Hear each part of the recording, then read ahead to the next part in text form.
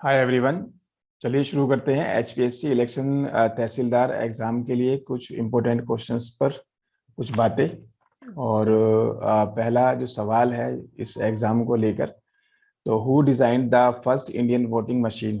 तो कुछ important question जो कि आपके एग्जाम के लिए इस बार संभावित हो सकते हैं, तो उन पर मैं चर्चा कर रहा हूँ। और बाकी इसका जवाब आप बताइए। एक ये हमारा इस संडे फुल मॉक टेस्ट होने जा रहा है, और उसकी डिटेल आप हमारे ऐप पर या वेबसाइट पर आप चेक कर सकते हैं।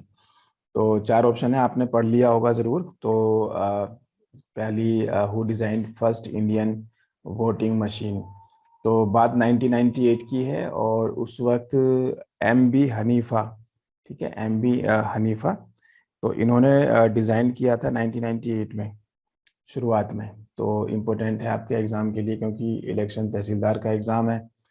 और नेक्स्ट क्वेश्चन देख लेते हैं। Which was first Indian state to go for internet voting. ठीक है, बहुत इंपॉर्टेंट है ये भी। और चार ऑप्शन है, गुजरात, पंजाब, कर्नाटक, आंध्र प्रदेश। तो थोड़ा सा सोच कर आप जवाब दे सकते हो, और थोड़ा सोचना भी चाहिए। जब आपका एग्ज़ाम बहुत नज़दीक है, जुलाई में आपका एग्ज़ाम होना है, उतना टाइम नहीं बचा है।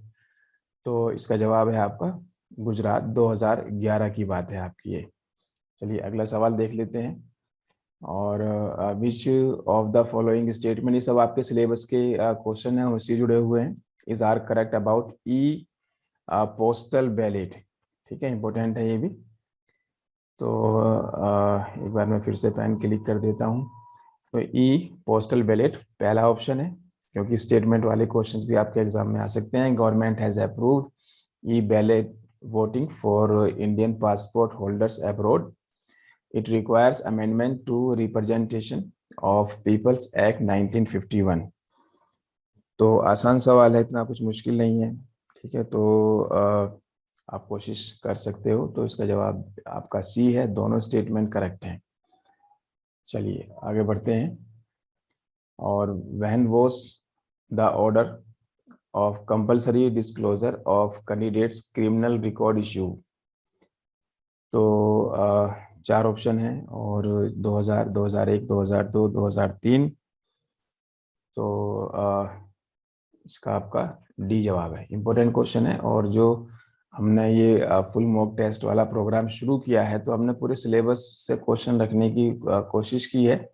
बहुत सस्ता, बहुत फ्री जैसा रखा है। ठीक है, तो इसको आप ज़रूर ट्राई करें। एग्ज़ाम से जाने से पहले एक बार उसी तरीके से, उसी पैटर्न पर क्वेश्चन में, पेपर में आप क्या कर पाते हो। ठीक है, तो जानना बड़ा ज़रूरी रहता है, अगर कुछ प्रैक्टिस क्वेश्चंस हो जाए हमसे।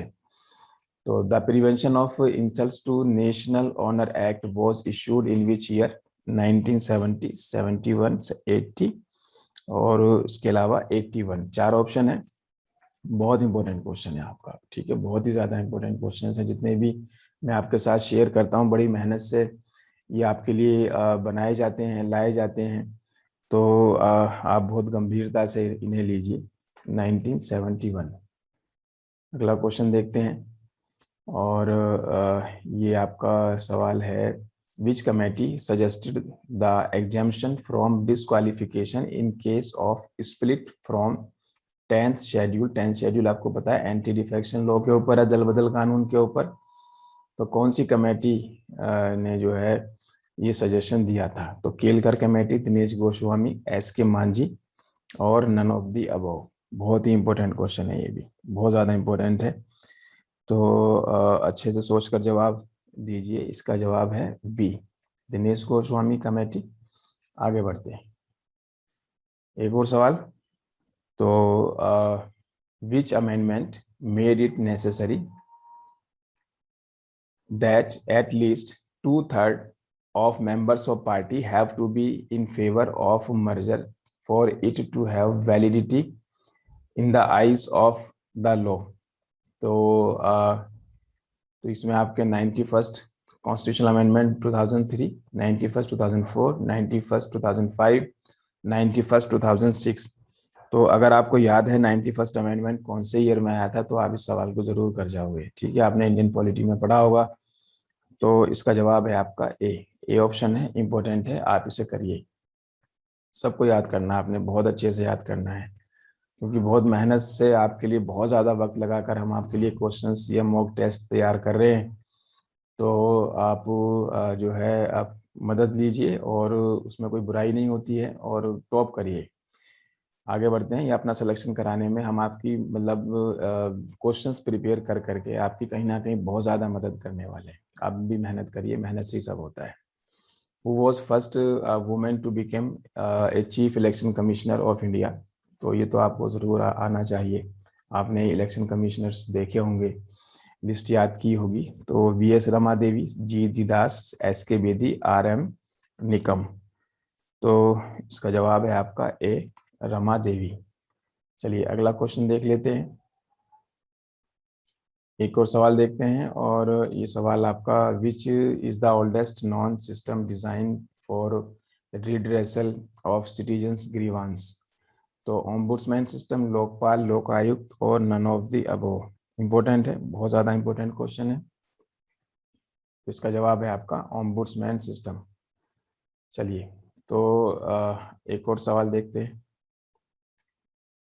विच was the first Indian state to establish the institution of Lokayukta? बहुत ज़्यादा इंपॉर्टेंट क्वेश्चन है। ठीक है, तो बहुत ज़्यादा जो है आपके लिए मदद की जा रही है, और तो आप अपनी सहूलियत के हिसाब से बेनिफिट लीजिए। ठीक है, तो तहसीलदार तो आप बनोगे सिलेक्शन लेने के बाद, लेकिन एडमिनिस्ट्रेटिव एबिलिटी और डिसीजन मेकिंग तो ज़िंदगी में बचपन से हम करते हैं। कहीं ना कहीं हमें, अगर हम अच्छे डिसीजन लेते हैं तो उसके नतीजे बहुत अच्छे आते हैं। चलिए, तो देखते हैं इसका जवाब क्या हो सकता है। तो इसमें 4 ऑप्शन है, और इसका जो था आपका पहला लोकायुक्त जो बनाया गया है, तो इसका जवाब आप मुझे कमेंट बॉक्स में दीजिए। ठीक है, मैं इसका जवाब नहीं करता हूँ। चलिए कर देता हूँ, याद कर लीजिएगा, डी जवाब है इसका, महाराष्ट्र। तो ये कुछ इम्पोर्टेंट क्वेश्चंस आपके सामने आ गए हैं जिनकी मैंने बात की है, और सिलसिला चलता रहेगा। और बाकी जो कुछ डिटेल्स हैं हमारी स्टडी मटेरियल को लेकर, ठीक है, कि क्योंकि मेरे पास काफ़ी फ़ोन आए, और या जो है कुछ ऐसे कैंडिडेट हैं जो सिर्फ मॉक करना चाहते हैं, और कुछ ऑनलाइन वाले स्टूडेंट भी हैं, लेकिन हालांकि वक्त कम बचा है, लेकिन कुछ क्रैश कोर्स टाइप कराया जा सकता है। तो जो भी है, हमारे हेल्पलाइन नंबर्स दिए हुए हैं, और हमारी वेबसाइट है kushmanda.com, उस पर आपको डिटेल मिल जाएगी। ऐप भी है कुष्मांडा IAS एकेडमी के नाम से, तो उसको आप डाउनलोड कर लीजिए। चलिए, फिर मिलता हूँ आपसे। Thank you very much.